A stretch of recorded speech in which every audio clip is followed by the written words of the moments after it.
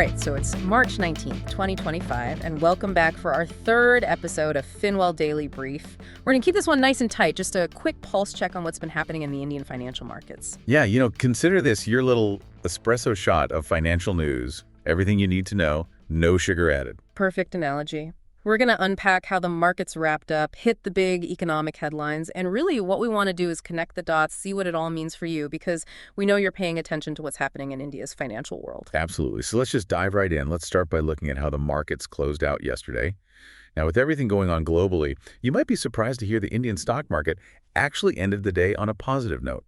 Yeah, the Nifty 50, our benchmark index, landed at 22,907.60. That's a gain of 0.32%. Not bad at all.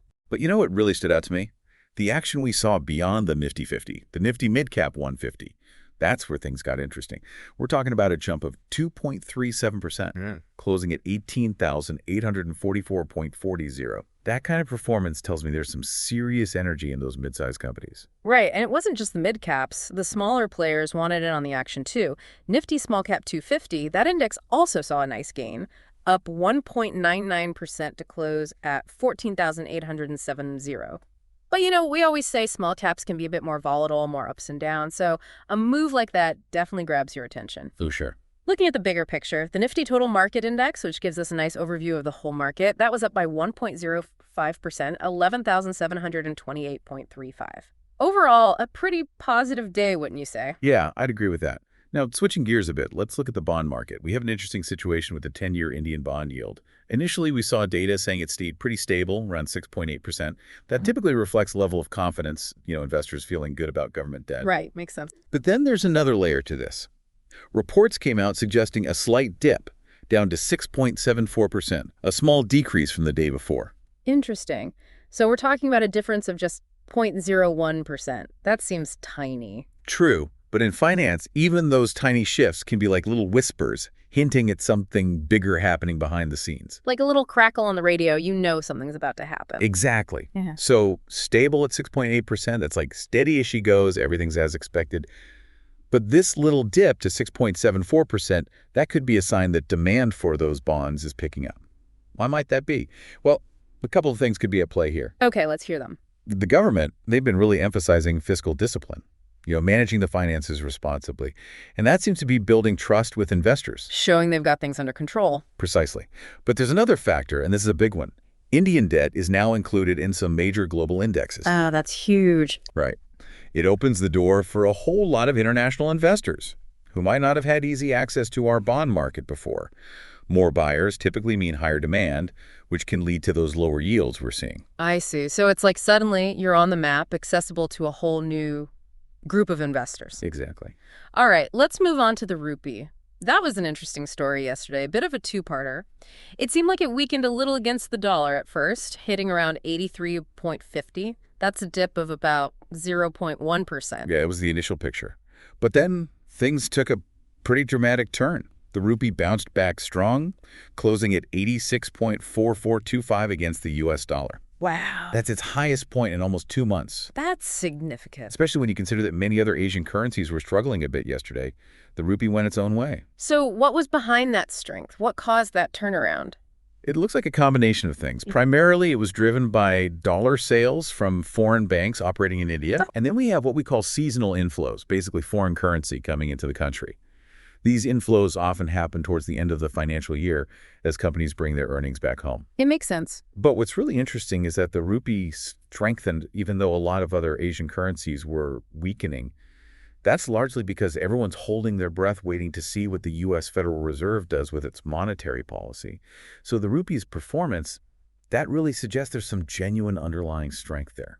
I see. So it's not just riding a wave, it's actually demonstrating strength on its own. Exactly. All right, let's dig into some of the top financial and economic news that's been shaping the market. We've already talked about the rupee's resilience, hitting that near 2-month high while other Asian currencies were struggling. That really paints a picture of a strong economy, right? Those foreign bank activities and the usual end-of-year inflows are definitely contributing to that. Absolutely. And speaking of influential players, all eyes are on the U.S. Federal Reserve right now, waiting for their upcoming policy announcement. Everyone's expecting them to keep interest rates steady for now. It's what we're hearing, yeah. But what everyone will be looking for are those updated economic forecasts and any hints they might drop about what they're planning to do next. Reading between the lines. Exactly. Because the Fed's decisions, they have ripple effects all over the world. They influence borrowing costs, investor sentiment everywhere, including India. They're the big dog. That's one way to put it. Now, another significant development was the drop in India's 10-year bond yield.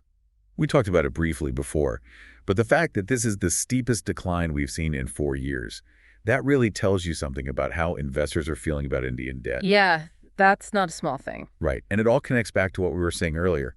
The government's commitment to fiscal discipline, that's resonating with investors. It's building confidence that India is a safe, reliable place to invest. And the inclusion in those global bond indexes, that's like a stamp of approval. Absolutely. It brings in a whole new wave of demand from international investors. Speaking of market movements, we did see some volatility in the small cap space. The nifty small cap 250, it had its ups and downs yesterday. That's a good reminder, isn't it, that while small cap stocks can have the potential for big rewards, they also come with higher risk. Absolutely. And they can be more sensitive to broader market swings, especially those influenced by global economic uncertainty. Different parts of the market have different levels of risk and reward. It's important to remember that. And speaking of global uncertainty, things are getting pretty complex out there. Fill me in. Well, for example, we're seeing some mixed signals coming out of the U.S. Consumer confidence seems to be taking a dip, which could mean people might start spending less. Oh, that's not good. Not really. But at the same time, expectations for inflation are actually going up. So things are getting more expensive, but people might have less money to spend. Exactly. It's a bit of a tightrope walk for the U.S. economy, and that uncertainty can spill over into global markets. And of course, that can affect how investors view India as well. That makes sense. So what's happening here in India? Any interesting developments? Absolutely. The government just announced a new initiative to boost manufacturing within India and ramp up our exports. Interesting. And you know what's particularly noteworthy about this policy? It's expected to have a positive impact on those mid-cap and small-cap stocks we were talking about earlier. I see. So the market might be reacting to that already, anticipating good things to come for those companies. That's a very plausible explanation. We also had some big news from Infosys. Right, a major player in the Indian tech scene. They just reported some very impressive quarterly earnings. They actually beat analysts' expectations. That's always good to hear. It was a real boost for the entire IT sector, triggered a rally in IT stocks. It shows the continued strength and importance of the tech industry in India. Technology is definitely a driving force. No doubt. Now, shifting gears a bit, we've also seen gold prices climbing higher lately. It seems like whenever there's some global uncertainty, investors turn to gold. It's like the classic safe haven. Exactly. How does this trend typically affect Indian investors? Well, gold has a very special place in Indian investment culture. It's seen as a store of value, a way to protect your wealth, especially when the global economic or political landscape gets a little shaky. So when gold prices go up, we usually see more Indian investors getting interested, looking to diversify their holdings and safeguard their money. It's like that feeling of security, something solid to hold on to when everything else feels uncertain. Exactly. Now, here's an interesting piece of news. There's been some talk from the U.S. Federal Reserve about a potential interest rate cut sometime in the future. Ah, yes. That's something to keep an eye on. Because that could have some pretty positive ripple effects for emerging markets like India, right? Absolutely. If the Fed decides to lower interest rates, that could make emerging markets like India much more attractive to international investors. They'll be looking for better returns than they can find in the U.S. So we could see a surge in foreign capital flowing into our markets. It's like a magnet drawing in those investment dollars. Exactly. Okay, one last bit of news before we wrap up. In the startup world, Zomato, the online food delivery platform, just secured a big chunk of funding. We're talking about $500 million.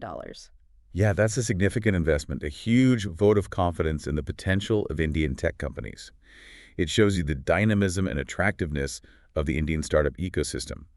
Both domestic and global investors are seeing the opportunities here. It's a good sign for innovation and growth. Definitely. So let's zoom out and look at the bigger picture here. What are the key takeaways from all this market activity and news? It feels like there's a sense of cautious optimism, right? Those market gains definitely reflect that. I think that's a fair assessment. The rupee's strength adds to that positive sentiment. It's a sign of healthy foreign exchange inflows and growing confidence from those international investors. But, we can't forget that the U.S. Federal Reserve's decision, that's looming large. It injects a level of uncertainty into the global outlook.